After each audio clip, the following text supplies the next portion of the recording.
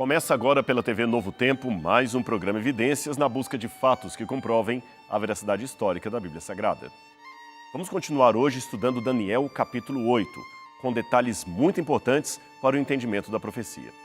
Portanto, não sai daí porque Evidências está só começando.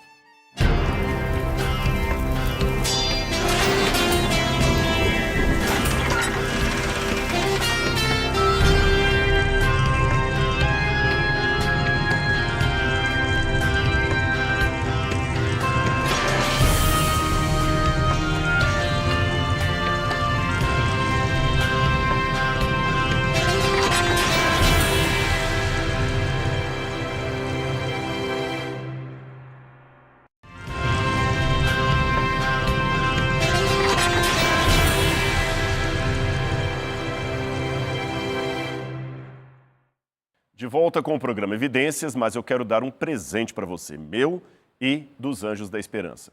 O Guia de Estudos Evidências. Será que você pode acreditar na historicidade da Bíblia? Jesus realmente ressuscitou? Deus existe? Esses e outros assuntos aguardam você aqui nesse guia, que pode ser seu inteiramente grátis. Basta ligar para a gente no horário comercial, hein? 0 Operadora 12 21 27 3121 ou mandar uma mensagem pelo WhatsApp 0 Operadora 12 982440077. Você também tem ainda a opção de acessar a revista ou o guia de estudos através do QR Code ou no site biblia.com.br. No programa anterior, nós vimos um pouco sobre o ritual do santuário hebreu e as imagens dos dois animais que aparecem em Daniel capítulo 8. Você se lembra? Ali nós vimos, no capítulo 8 de Daniel, a visão de um carneiro furioso que é atacado por um bode mais furioso ainda. E nesse último programa, nós demos muitos detalhes que são importantes você rever para entender o programa de hoje. Se você ainda não assistiu o programa Evidências anterior, aqui vai um conselho. Ele está disponível no nosso canal do YouTube, Evidências NT. É muito importante que você assista o programa ali para entender a sequência do programa de hoje, tá bom? Nós também vimos que estes animais representavam impérios mundiais, assim como a visão de Daniel capítulo 2 e capítulo 7. Este carneiro era considerado grande e o bode que surge depois era considerado como muito grande. A seguir, Daniel vê um terceiro elemento na profecia, que é justamente um chifre pequeno. Novamente, nós vemos o simbolismo de um chifre, que é descrito como excessivamente grande. Daniel capítulo 8, versículo 9. Esse detalhe de grande, muito grande e excessivamente grande é um detalhe importante. Sabe por quê? Tenha paciência, mas eu terei que falar novamente sobre Antíoco Epifânio, aquele que eu já falei várias vezes atrás, porque esta interpretação que pensa que a profecia alude a Antíoco Epifânio é aquela interpretação mais comum entre muitos comentaristas, inclusive católicos e evangélicos. Eu já argumentei à exaustão em programas anteriores que eu não concordo com esta visão, e depois você pode assistir e ver o porquê da minha não concordância. Então, para começar, vamos falar que este poder do chifre pequeno, descrito aqui em Daniel capítulo 8, não pode ser Antíoco Epifânio, tá bom? E nota que esse chifre pequeno também, ele é descrito como sendo maior do que a Medopérsia e do que a Grécia. Entendeu agora o progresso? Grande, muito grande, e o chifre pequeno excessivamente grande. Ora, então isto para mim é um argumento que não pode ser Antíoco Epifânio, como muitos teólogos afirmam. Sabe por quê? Porque Antíoco Epifânio não pode ser maior do que a Grécia e do que a Medopérsia. Além disso, quem poderia alegar que Antíoco Epifânio, que saiu de um dos 4 reinos após a morte de Alexandre o Grande, teria criado um reino que seria maior do que a própria Grécia ou a Medopérsia? Antíoco Epifânio não chegou nem perto de combiná-los, muito menos de superá-los, como acontece com o chifre pequeno aqui de Daniel capítulo 8. Antíoco, na verdade, governou apenas uma pequena parte, eu diria assim, do antigo Império Grego, que foi destruído, e nem foi uma grande sucessão de governo, pelo contrário. a representação dele não condiz com a do pequeno chifre, que, de acordo com a profecia, deveria ser maior do que a Grécia, maior do que a Medopérsia. Isto por si só prova que quem quer que seja esse pequeno chifre da profecia, ele não poderia ser Alexandre o Grande, muito menos Antíoco Epifânio. Eu sei que aqueles que insistem em aplicar Antíoco Epifânio à profecia dizem que a expressão excessivamente grande apontava para o ataque que ele fez aos judeus e ao Templo de Jerusalém. Porém, isso também não faz sentido. Sabe por quê? É claro, Antíoco perseguiu os judeus em grande estilo, mas isto ainda não faz dele ou do seu império algo maior do que aqueles impérios que vieram antes. E o texto é claro em afirmar que o chifre pequeno de Daniel 8 é maior do que a Medopérsia, é maior do que a Grécia. E Antíoco, mesmo perseguindo os judeus, não era. Eu quero ler para você agora na Bíblia como o texto bíblico descreve o surgimento desse pequeno chifre em Daniel capítulo 8. Eu vou ler desde a parte que fala da derrota do bode peludo, ok? Daquele bode lá, quando ele tem o seu chifre arrancado. Então vamos lá. Na Bíblia diz assim: o bode tornou-se muito grande, mas no auge da sua força, o seu grande chifre foi quebrado. E em seu lugar cresceram 4 chifres enormes na direção dos 4 ventos da terra. De um deles surgiu um outro chifre, que começou pequeno, mas cresceu em poder na direção do sul, do leste e da terra magnífica. Daniel capítulo 8, versículos 8 e 9. Esta parte do texto que diz o seu grande chifre foi quebrado, ela é importante, sabe por quê? Algumas traduções trazem assim: quebrou-se o grande chifre, que para mim seria uma melhor versão e eu vou explicar a você por quê. No hebraico, o verbo quebrar está no nifal, que, embora nem sempre expresse uma ação passiva, pode fazê-lo enquanto ingresso num estado de ação já realizada. Então ele é melhor entendido como um estado passivo. Sendo assim, o texto não diz que o chifre do bode quebrou, mas sim que ele foi quebrado repentinamente. E se esse chifre representa Alexandre o Grande e a Grécia, foi exatamente isto que aconteceu na história. Como eu falei no programa anterior, esse bode, eu vou até pegá-lo aqui em mãos e você vai entender, esse bode representa a Grécia. E o chifre que está aqui na frente representa o seu grande rei, Alexandre o Grande, de modo que, se ele acabaria se quebrando de maneira abrupta, eu tenho que encontrar um correspondente disso na história. E foi exatamente isto o que de fato aconteceu com Alexandre o Grande.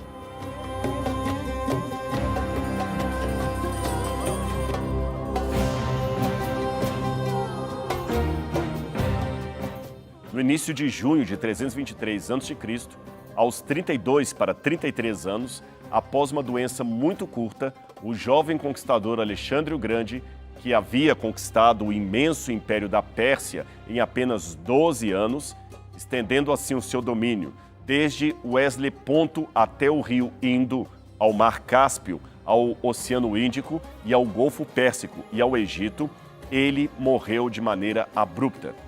Escritores antigos como Plutarco, Ariano e outros narraram esta história épica em detalhes, de maneira dramática.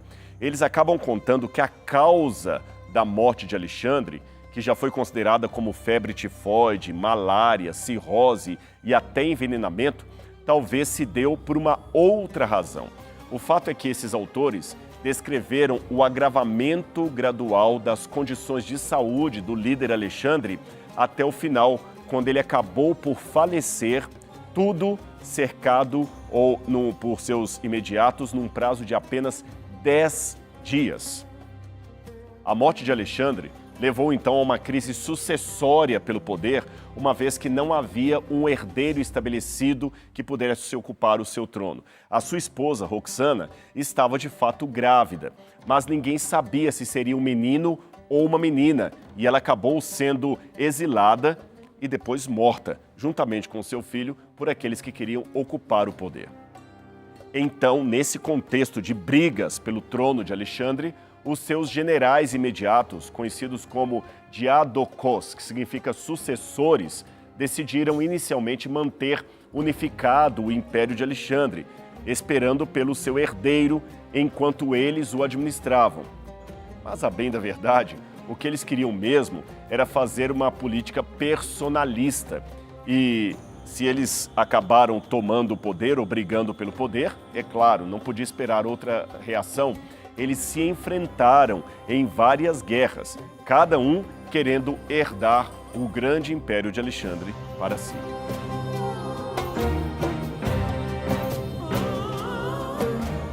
O fato é que iniciou-se então uma verdadeira disputa, uma batalha pelo poder entre os próprios generais de Alexandre, o que provocou a fragmentação do império em 4 partes do antigo Império Macedônio, isto é, o império deixado por Alexandre Magno.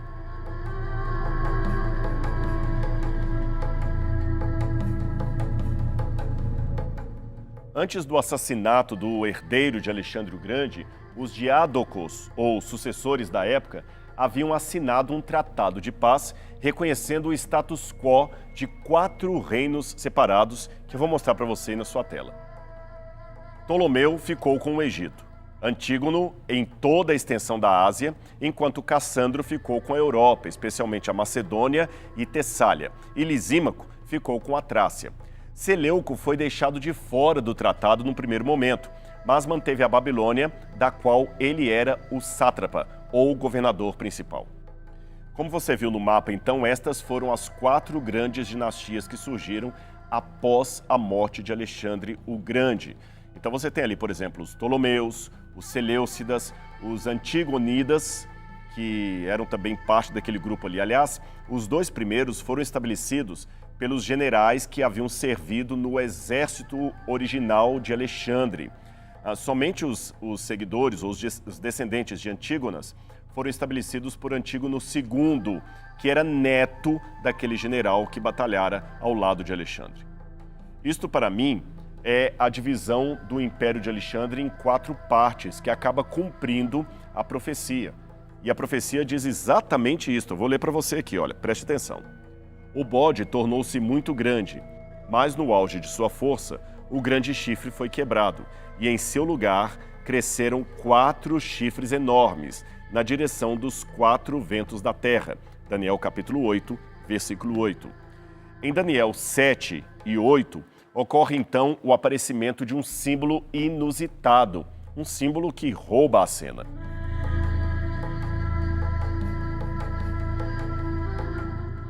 Trata-se de um chifre pequeno que é grande em poder e se opõe diretamente a Deus. Ele apareceu no capítulo 7 e aparecerá novamente no capítulo 8.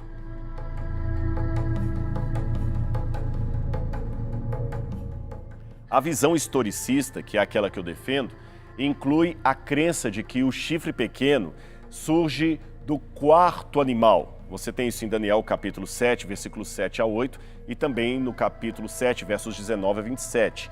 E esse símbolo, é claro, esse chifre, representa Roma. Esse entendimento é chamado de a visão romana. A visão historicista vê no chifre pequeno algo como a representação de Roma que se prolonga no papado, ali no capítulo 7. E seria então Roma imperial, na fase imperial, e depois Roma em sua fase papal, isto é, em 2 estágios. E são esses 2 estágios que também aparecem aqui em Daniel capítulo 8. Agora, tem um verso aqui em Daniel capítulo 8 que ele é significativo, muito significativo nessa interpretação.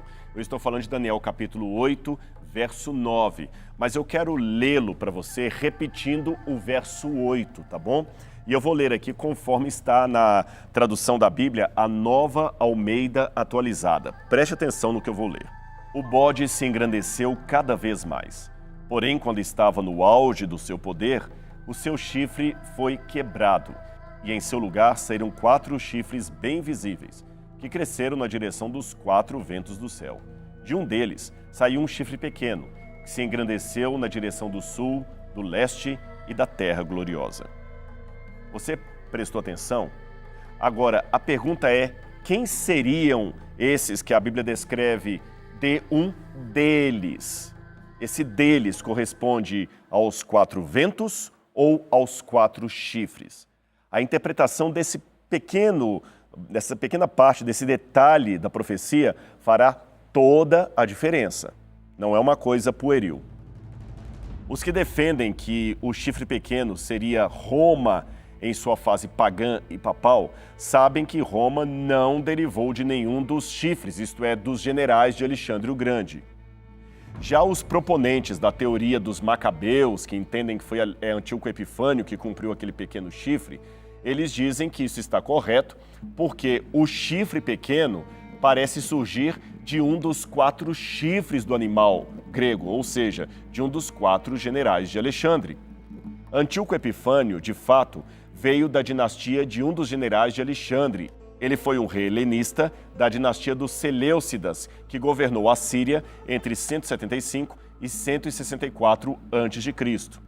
Ora, de fato, olhando assim, num primeiro momento bem rápido, parece fazer sentido dizer que Antíoco Epifânio seria o chifre pequeno de Daniel, capítulo 8, porque, além dele ter sido um terrível opressor dos judeus, ele desacralizou e contaminou o templo judeu em Jerusalém, sacrificando um porco em cima do altar.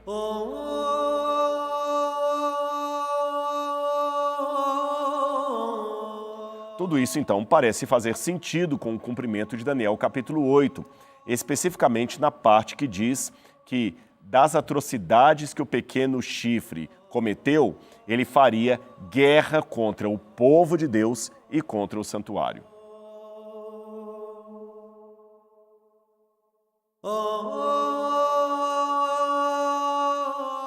E é notório que, para coroar essas calamidades praticadas contra o povo judeu, Antíoco fez com que o templo de Jerusalém fosse reconsagrado ao deus grego Zeus.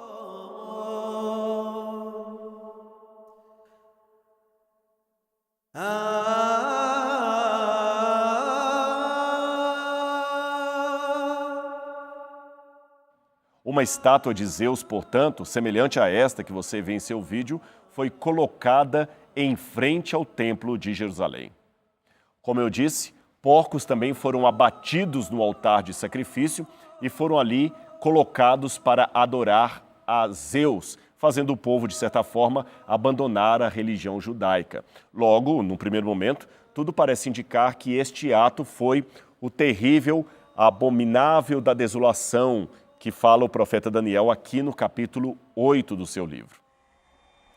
Há, porém, um problema muito sério com esta interpretação que faz cair por terra toda essa lógica. Sabe qual é? É que Jesus, que teve o seu ministério 190 anos depois da morte de Antíoco Epifânio, projetava para o futuro o cumprimento da profecia de Daniel, capítulo 8, verso 13, que fala da abominação da desolação. Ou seja, se Daniel estivesse de fato se referindo a Antíoco Epifânio, então Jesus havia cometido um erro, pois Jesus aponta para o futuro o cumprimento desta profecia. Jesus não apenas projeta o cumprimento da profecia para o futuro, como também faz uma ligação entre a expressão abominável da desolação do profeta Daniel ao Império Romano, e não a uma ramificação do Império dos gregos. O texto a que Jesus projeta para o futuro o cumprimento de Daniel, capítulo 8, verso 13, está em Mateus, capítulo 24, versos 15 e 16. Eu vou lê-lo para você, preste atenção. Quando, pois, vocês virem situado no lugar santo o abominável da desolação de que falou o profeta Daniel, quem lê entenda, então os que estiverem na Judeia fujam para os montes. Mateus 24, 15 e 16.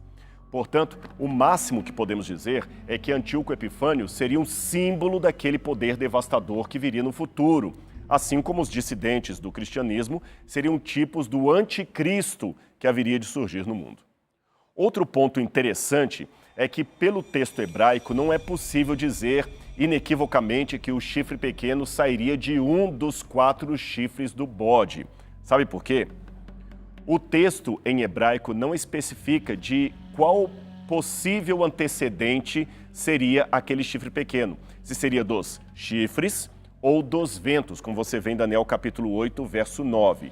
O chifre pequeno sairia, portanto, de alguém, mas de qual? De quem seria esse alguém? Sabe por quê? Porque ambos os substantivos antecedentes em hebraico são femininos, mas o pronome eles, no versículo 9, é masculino. Eu vou explicar isso para você com calma e você vai entender. É que na língua hebraica, as palavras chifre, vento e o numeral são todas palavras femininas, enquanto as palavras céu e eles são masculinas. O diagrama que eu vou apresentar para você ilustra esse paralelismo dos gêneros. Vamos colocar aqui na tela e você vai entender. No versículo 8, nós temos assim o texto original.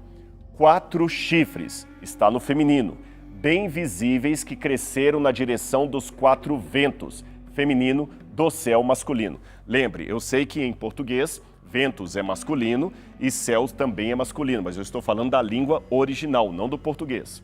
No versículo 9, nós temos assim, de que no original está feminino, deles, masculino, veio um chifre pequeno. Agora, se olharmos pelo gênero feminino dos elementos antecedentes, o deles, que aparece no verso 9, revela uma incongruência gramatical. Seria mais ou menos como se eu escrevesse assim em português. Eu vou colocar de novo aqui na tela a passagem, tentando colocar no feminino os elementos para você entender a incongruência gramatical do texto original da Bíblia. Vamos lá. 4 pontas bem visíveis que vieram na direção das 4 ventanias. E de uma deles, você percebeu o problema gramatical? Seria mais coerente, do ponto de vista da gramática, dizer que de uma delas, pois eu estou falando das pontas e das ventanias, que são palavras femininas no original bíblico. A bem da verdade, este fenômeno gramaticalmente irregular ocorre com certa frequência na Bíblia hebraica e também na sua parte aramaica, principalmente no livro de Daniel. Tanto que na parte hebraica e também na parte aramaica do livro, nós encontramos esse tipo de erro. Será que é porque o autor não sabia a gramática? Não. Isso também acontece em algumas concordâncias verbais anômalas, onde o verbo em hebraico tem formas masculinas e femininas. Eu não sei se você sabia disso. No português, o verbo não tem gênero, mas na língua original do Antigo Testamento, no hebraico, ele pode vir tanto o verbo na forma feminina, um verbo feminino, ou um verbo no masculino, diferente do que usamos em português. Porém, em algumas situações, essa forma não é respeitada. Mas eu vou me deter apenas nessa questão do pronome possessivo deles, que, pela lógica, deveria ser delas. Aí a pergunta é, por que há esse tipo de erro gramatical no texto bíblico? Seria, como eu falei, uma falta de cultura gramatical da parte do autor ou seria algo proposital? Eu vou mostrar para você aqui um estudo na tela, vamos colocar aqui, que nos ajuda a esclarecer esse texto. Esse estudo foi feito pelo judeu Meir Shlomin. Esse professor Meir, ele foi professor de hebraico e publicou um texto acadêmico no Jornal Hebraico, uma revista acadêmica que trata apenas de questões gramaticais. E ele concluiu que este uso irregular do gênero foi usado propositalmente pelo autor bíblico. Não é porque ele não sabia a gramática. O erro foi colocado de propósito para chamar a atenção do leitor e marcar passagens específicas como sendo um clímax da profecia. Eu vou citar algumas partes do Antigo Testamento para que você possa ver como isso acontece. Vamos lá. Ele diz assim, o uso deliberado do gênero irregular servia para, abro aspas, atrair a atenção do leitor para um aspecto do texto escriturístico, para forçar o leitor a perceber significados ocultos, chocando-o através de construções anômalas. Agora, tem mais algo que o autor vai dizer. Vamos continuar aqui no raciocínio dele. Este uso também servia para aumentar a impotência textual e, no caso de ambos, os gêneros em 2 ou mais predicados se referirem ao mesmo substantivo feminino, essa irregularidade serviu para marcar um crescendo, um clímax. Eu coloquei alguns grifos pessoais ali. Slomin, o professor que fez esse estudo, mantém a mesma visão de incongruência de gênero deliberada para aumentar a atenção dos casos no uso de sufixos pronominais masculinos com referência a substantivos femininos, como é o caso que nós temos aqui em Daniel capítulo 8, versículo 9. Aí, de acordo com esse autor, a ideia seria atrair a atenção dos leitores para algo santo ou para algo profano que pretenda estar no lugar de algo santo. Este seria um tipo de ironia própria da língua e da cultura hebraica do Antigo Oriente Médio que vale para chamar a atenção para algo importante, ou seja, o autor usa a ironia e até o humor para transmitir um conceito. Seria como se alguém escrevesse assim, olha aqui na arte você vai entender o erro proposital que o autor da Bíblia cometeu. É como se alguém escrevesse assim num texto, todos cometemos erros, afinal, errar é humano. Você percebeu? Ali eu escrevi um erro de maneira proposital. Seria mais ou menos assim que o autor de Daniel se expressou para chamar a atenção para algum ponto específico da sua profecia, no caso, a audácia do pequeno chifre. Embora a explicação do professor Slomin não contemple todos os casos em que esta anomalia aconteça no Antigo Testamento, ninguém duvida que estas incongruências gramaticais seriam algo que o autor bíblico escreveu de propósito, ou seja, intencional, para chamar a atenção dos leitores para algo que fosse muito sagrado ou muito profano, tomando o lugar do sagrado. E é exatamente isso que nós temos no livro de Daniel. Um pequeno chifre poderoso que quer ocupar o lugar sagrado de Deus. Por isso o autor escreveu com certa ironia, cometendo um erro gramatical, um erro de concordância, que na tradução não aparece, mas é bem claro no texto original. Você está percebendo como estudar a Bíblia envolve gramática, filosofia, estudo das línguas originais, historiografia bíblica, arqueologia e outros elementos a mais? É por isso que a Bíblia não é um livro apenas para ser meramente lido. A Bíblia é um livro para ser estudado e obedecido.